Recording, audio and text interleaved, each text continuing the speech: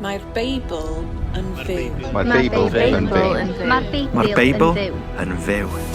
Mae'r Beibl yn fyw, a mae'n neges ar gyfer ni heddiw. Felly dewch i ymuno yn y Sgwrs.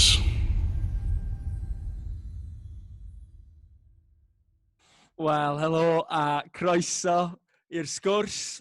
Pennod arbennig efo ni heddiw. Mae gennym ni ffrindiau dad ni Steff, Catrin a Goddy yn ymuno efo ni holl ffordd o Llundain, which is very exciting.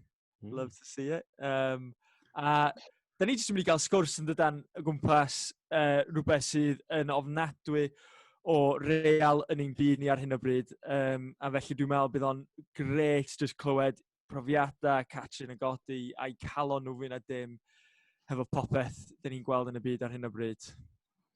Yeah, absolutely. Thank you so much for joining us today.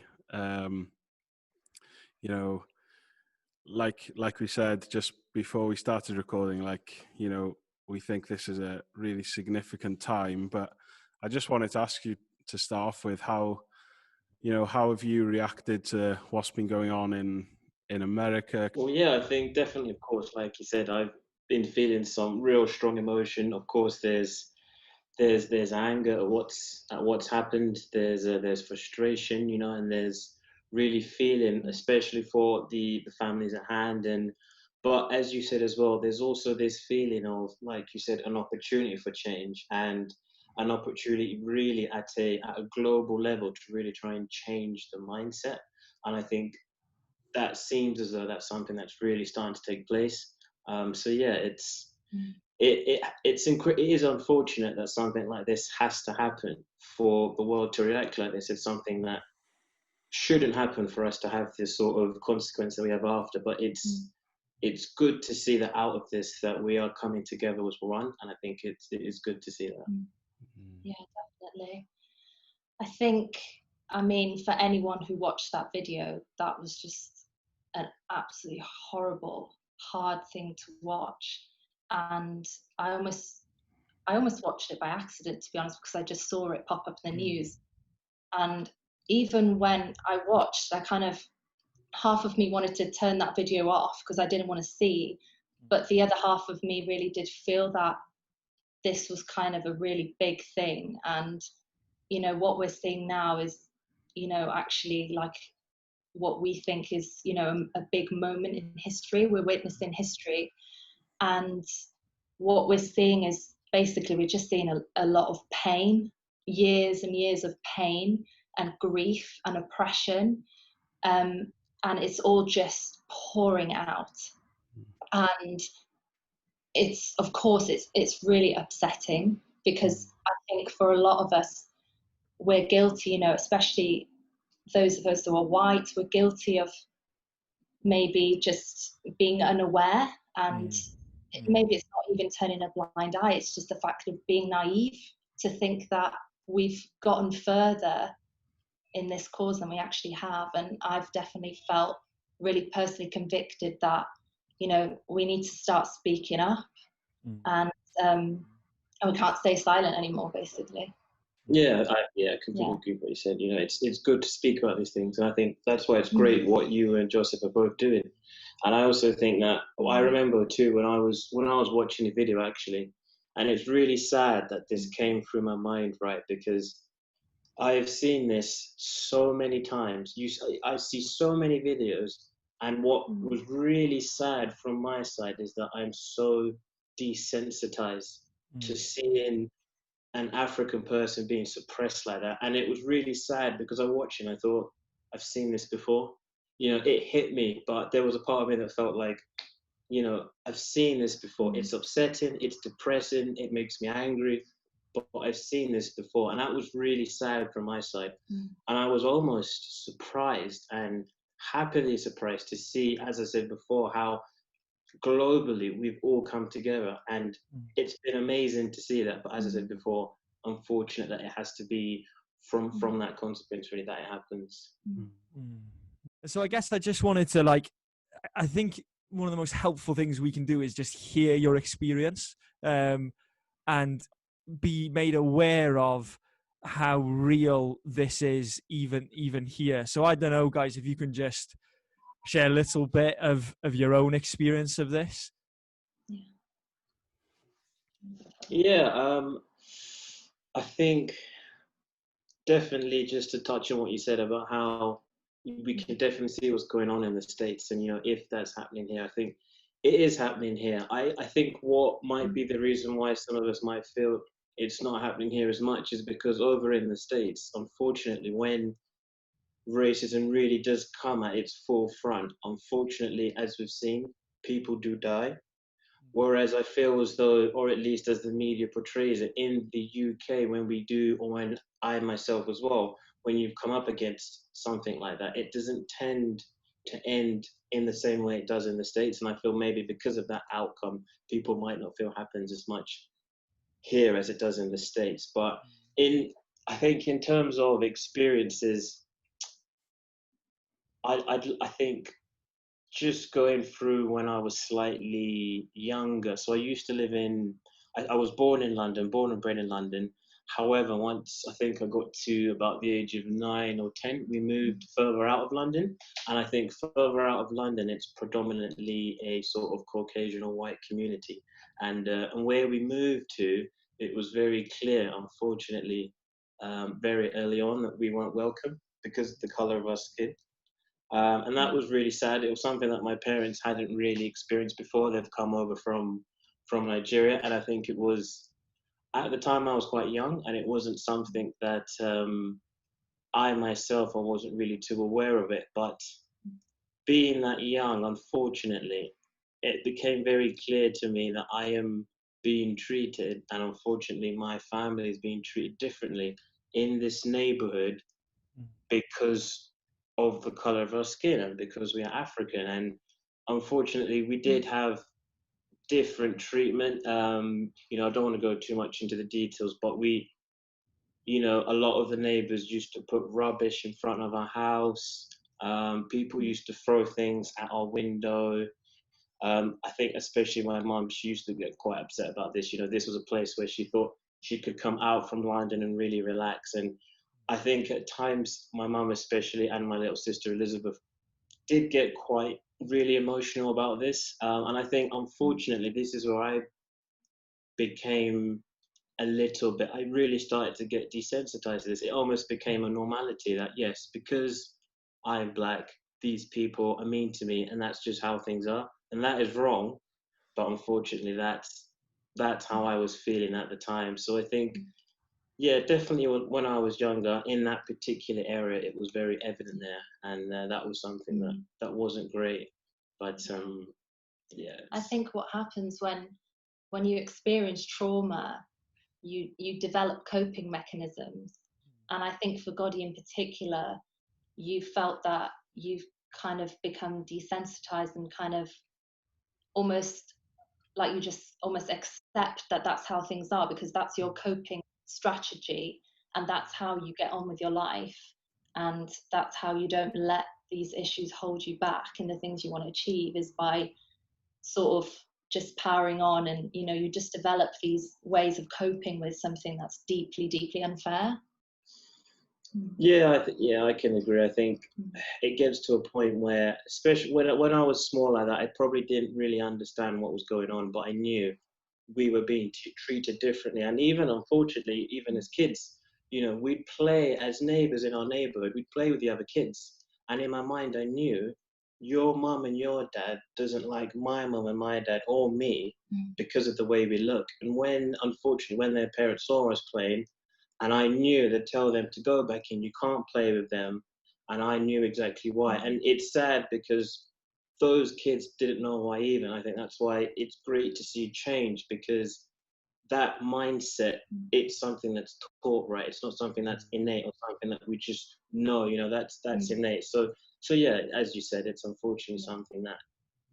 Yeah, and we've heard a lot of that, as in, we've heard a lot of people saying, nobody's born racist. It's something that's taught, and if it can be taught, it can be untaught, and that's really powerful. And I think we all need to search ourselves as white people, really, and think, are there things in my background? Are there things that my family said, my parents said, my grandparents said, my school teacher said? Are there things that are just ingrained into our minds that are actually very, very against the truth, you know, that we're all one, that we're all one human race?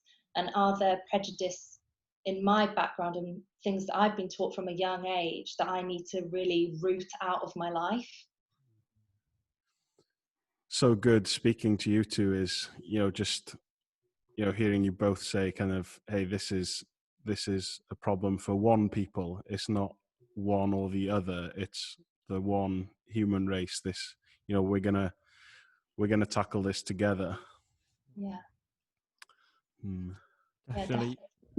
Neithiwr, actually, oedden ni ar Zoom efo fel grŵp bach capel ni, a mae capel ni yn Llundain, a mae capel ni'n particular yn ofnadwy o diverse.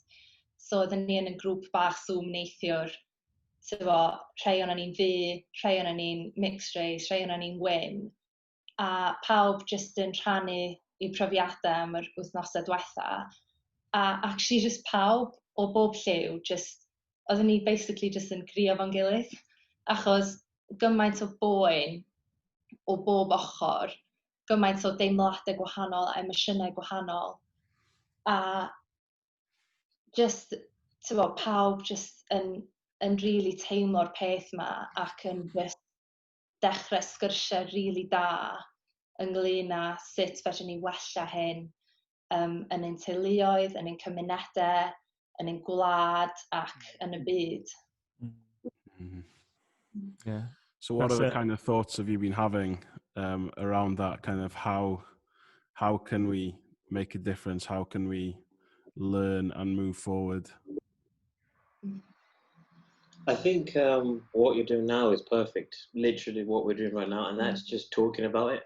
I think we said before that, as you said before, one of my coping mechanisms, at least, was when this happened, I wouldn't go and talk to someone about it because, unfortunately, it became the norm. I got used to it. I didn't like having to bring it up again. So what was easiest for me to do, which wasn't the right thing to do, was just to be quiet. So I think what we're doing right now, this is brilliant. Talking about it, creating that awareness, because what it then does is it allows us to really make that change and create that mindset as well. Catrin was just sharing a beautiful picture of like the church coming together and like uniting in this struggle. I think Catrin even said something off air. I was just like, oh, that's a beautiful line of like when one part of the body hurts, like, or struggles, like we all struggle. And so just hearing that there, like, I guess my question is why is this an issue for the church? Like, why does the church need to do something about this? Like, of what you're seeing, what you see in the Bible, like, why does the church need to stand up? Yeah, I think the church needs to stand up and really take, from the way I see it, I feel as though if anyone should take a lead, it would be best if the church takes a lead on this. And I think, and again, this can be quite tricky, right? But when you look at a community and you look at a church, typically or ideally, right, that church would reflect that community. And I think, I look at some of the churches that I've been in, of course, some of them have been predominantly African. And what I've noticed is, and this is where I think we need to be a bit careful, you have a predominantly, say, African community within a church. And when someone who isn't of that community comes in, I think it's important for us all as a church to make sure that all communities and all cultures are welcome, because with us not even knowing, it can be difficult. And I think, there are examples that we could use, but I feel as though,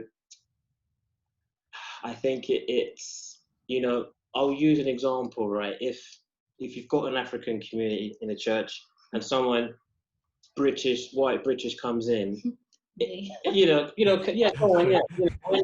when Kat from came over, Abergeiru. yeah, It's Kat, she's my wife now. She's going to start coming to church, and it was a bit tricky. Yeah, to begin with, but right? I think what we've experienced as an interracial couple, right, is, and this is something Goddy said actually, there's a big difference between natural human curiosity and people turn and stare compared to someone who moves their towel further along the beach because they don't want to sit next to you. Do you know what I mean? Like, we haven't actually experienced that, but just as an example. And when I take Goddy back to North Wales, we get people staring. He's a big tall guy. I'll be walking up, right? I'll just be in the I'll be up in like, where would it be, like in Bala somewhere, and I know people are looking. They're almost like, what? Who is this? What's going on here? And they'll look at me, and then they'll look at Kat. That's curiosity.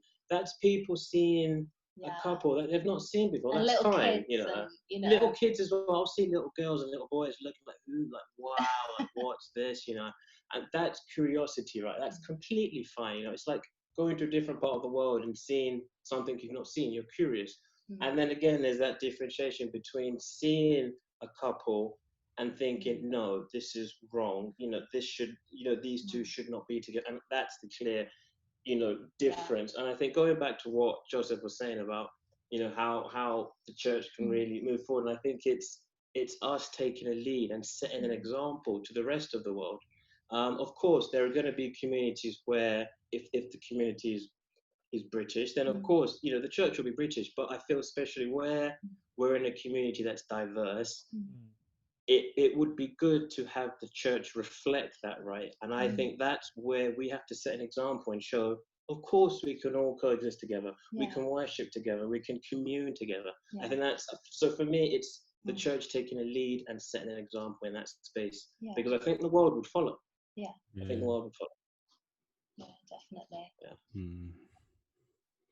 Yeah, I love that because as well, unfortunately, in the history of the church, we took the lead on a lot of unjust movements, and thinking of the British Empire and colonialism and slavery, the church unfortunately has been on the wrong side of history, and has facilitated these, what we're seeing now in some ways. Obviously not everybody and not all churches and Christians during that time, but I love that, like, as the church, as God's people, we of all people should be making a stand now and speaking up for justice and and definitely. And I think when we look at what the Bible says about racism, it's just clear as day that racism has absolutely no part in, it has no place in Christianity. It's actually completely like rebuked in the Bible.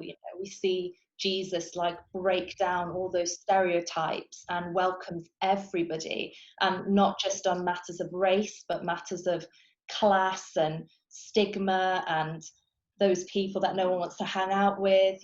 There's so much that the Bible says no to all of that, and like Goddy was saying, it's one human race at the end of the day. Like, God has created us all equal, and we're all made in His image, and there is, there's so much complicated history, like you said, Steph, but, what can we do in the church today? What can we do to make things better? And I really do believe that, the Bible has a lot to say on that. Yeah. So what can we do? I think that's a question I have of being a white guy from Bala, one of the places where Goddy gets stared at. I think it's just because you're so good looking, Goddy, honestly. I'm looking at you right now. I'm like, he's so good looking.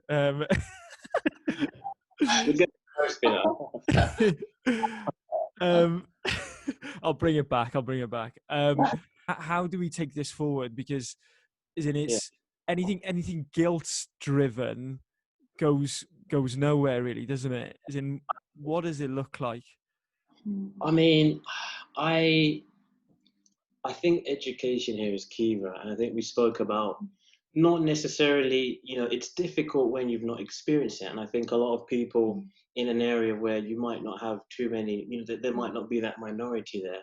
If you've not experienced it and you're not around it, there's only so much that you can expect people to really understand. And I think that's completely fair. I think, like I said before, speaking about it is key. Having talks like this, I think, is very key. I also think, if I'm being super, super practical, or this is just something coming from my mind now, I really feel as though I don't know how much of it is really taught in school. I'm not a teacher. I'm not too clear on what the curriculum is, but I really feel as though I remember a couple years ago, a politician came on BBC News and said there are so many parts of history that's not being taught in schools. It's almost like, oh no, this is a no subject. You can't teach 9, 10, 11-year-olds this part of the history. No, we've got to keep that away. But I think potentially making sure that this kind of that this is really part of our curriculum, really. That's one thing that comes to mind. But I think it's really just making sure that everyone is, in a way, I don't want to use the word educated, but is aware of what has happened and what is happening. Yeah. And I think, we've all got a lot to learn, I think in order to fully, to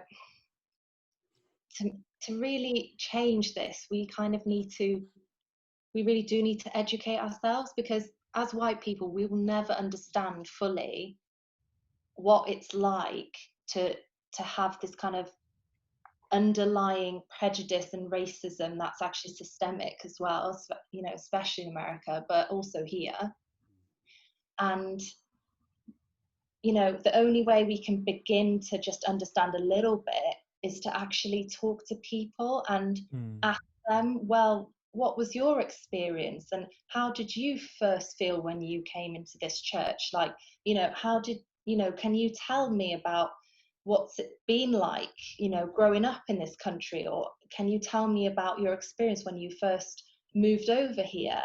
And I think for a long time, we've kind of skirted around difficult conversations and skirted around things that are uncomfortable and things that we just feel is just like a taboo subject. And we actually need to start having those conversations. And, you might, maybe you have certain prejudices and you might feel slightly uncomfortable inviting that certain person into your house for a meal.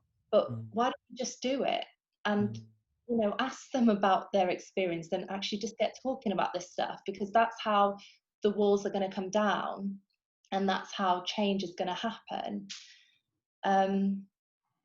Just hefyd meddwl yn ôl I pen o'n i'n hogan fach yn ysgol Sul, a dwi'n rili diolchgar i'n rhieni am hyn, achos mae 'na lot o bethau ofnadwy o subtle yn mynd ymlaen hefyd.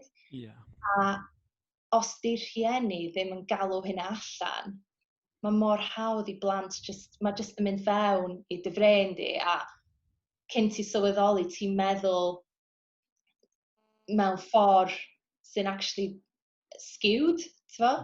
So, fatha dwi'n cofio yn ysgol Sul oedd gennym ni fatha 2 Beibl y plant efo fel lluniau amazing, ac a ni'n lyfio nhw, ond oedd mam o hyd yn pigo un o'n nhw, a wedyn o'n I fel, mam, pam wneud i'n darllen o'r un yma, achos mae'r lluniau'n really nice yn hwn, ac oedd mam fatha, na, yr hen artist gwirion ydi roi gwallt melyn a llygyd glas I Iesu Grist, a dwi dal I gofio hynna, ac o'n I fel, actually, ac oedd mam yn dweud, di hynna'n gwneud dim sens o gwbl, mae'n hollol wrong, a actually, oedd yr Iesu Grist ma jyst yn edrych yn hollol alien, a'r disgyblion gyd, y pryd tywyll, a wedyn Iesu Grist o fatha heilor I ben, y gwallt melyn a llygyd glas, a So mae hynna jyst yn ffeithiol ddim yn gywir, ond hefyd mae o yn pwsio'r agenda o fod y croen gwyn ma'r gwallt melyn a llygad glas ma'n superior, a mae hynna jyst mor wrong.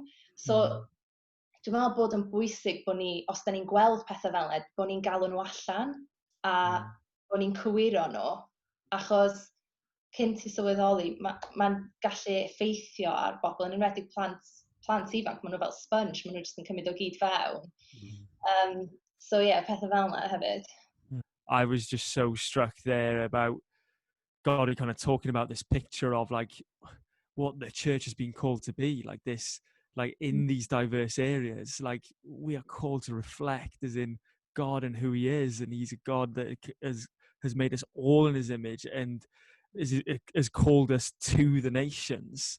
And Catrin as well, just talking about the heart of Jesus.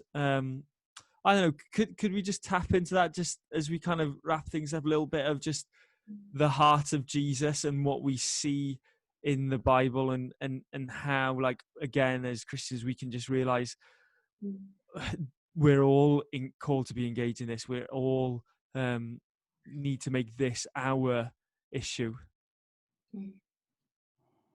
Yeah.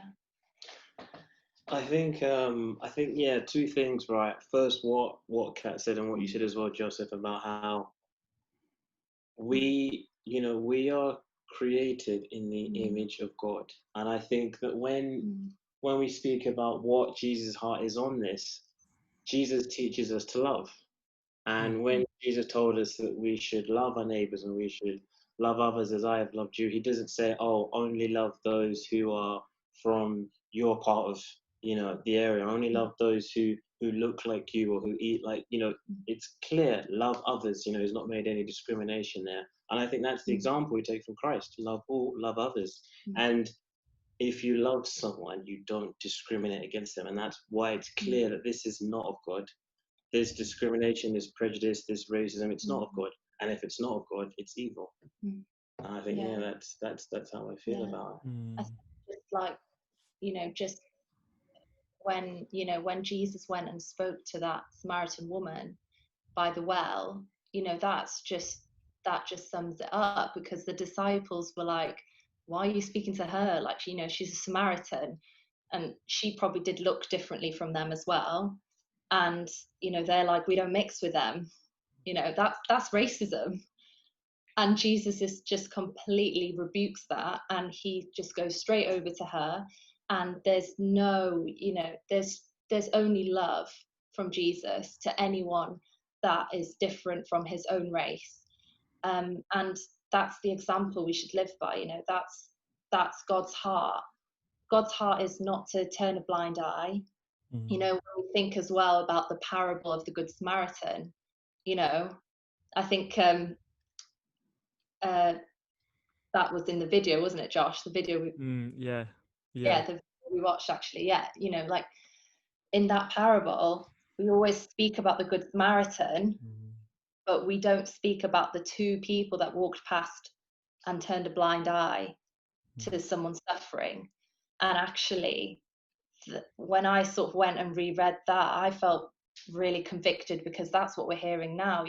To look away, it is a sin. You're looking away. You're not helping your neighbor by turning a blind eye and carry on walking past. That, we should be like the Good Samaritan. We should be going to that person that's hurting and helping them and making a difference. And for so long, I think we've subconsciously walked on past, because we've thought, oh, it's not my battle to fight. Whereas actually, it's all of our battles to fight. When there's injustice in the world, we should all collectively get together and say, this is not the world we want, and as the church, this is absolutely not the world we want, So, yeah. Guys, I think we could go on and on and on, and I really want to. But like, seriously, thank you for coming on and like being vulnerable and real with us. I think Goddy, just hearing some of your experiences was so moving, but also eye-opening as well. So like, thank you for being brave and sharing then like your heart in all of this as well. I just think it's brave. I think it's courageous. I think it then gives others courage as well. I think you've given me that massively tonight, and almost the permission to say, look, there is, we can turn away from the wrong that we have done, or the wrong that we've even been unaware of, and we can, from this day on, we can, because of who Jesus is, we can know his grace, and we can extend that and work with all that we've got to see, like you're saying, the darkness push back and the light to invade everywhere. So seriously, diolch. Fel, Steph, dwi wedi really mwynhau hwnna. Dwi'n meddwl, just significant iddyn ni, bod hiliaeth ddim yn unrhyw beth ni'n gweld yn y Beibl, fod calon Iesu yn mynd allan i bawb, a dwi'n meddwl yr enghreiffd yna gan Catrin yn fanna, just, dynes wrth y ffynon fanna yn Ioan 4, a Samaria Tregarog, straeon, da ni just gallu, weithiau methu bron iawn calon Iesu yn hwnna, bod o'n mynd i'r pobl oedd ar y tu allan i ddod â nhw tu fewn. I'd love to pray for you guys before we say good night. Is that okay? Of course.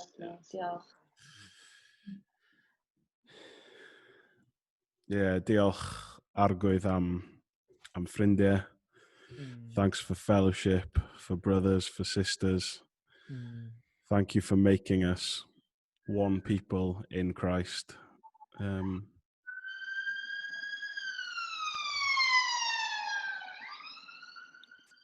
That's London for you. London life. You don't get that in Llandyssil, I'm telling you now. The whole village will be out. We do thank you, Lord, just for the chat that we've had tonight as well. And I pray that, through people listening in and engaging in different ways, that we would see real change in our lives and in the church, in our country and around the world, that, for generations to come, that kids will not grow up knowing and thinking that they're different. Lord, that they would, that the whole thing would be turned upside down, Lord. And we need you. We need you more than ever. We need your Spirit to be at work. We pray and we eagerly desire, and we beg of you, Lord, for that day to come soon, where differences of any kind will just be, not even a distant memory. Will just be long gone. But today specifically, we do pray that all forms and shape of racism would just leave, would vanish. And I pray that you would help us and guide us to know how and when to speak up and to make change as well, Lord. I do thank you for Catrin and Goddy. I thank you for their testimony, their experiences, their love, their passion for you, for your church, and for the people of the world. And I pray that you would bless them tonight. Please. Lord, shine your face upon them. Let them know how close and near you are to them tonight. Strengthen them by your Spirit. Encourage them, Lord, so that they would wake up tomorrow ready for a new day at work and just be so full of you, Lord, and so full of new life. I thank you for them, and thank you for our friendship. Amen. Amen. Diolch, Steph. Diolch, guys.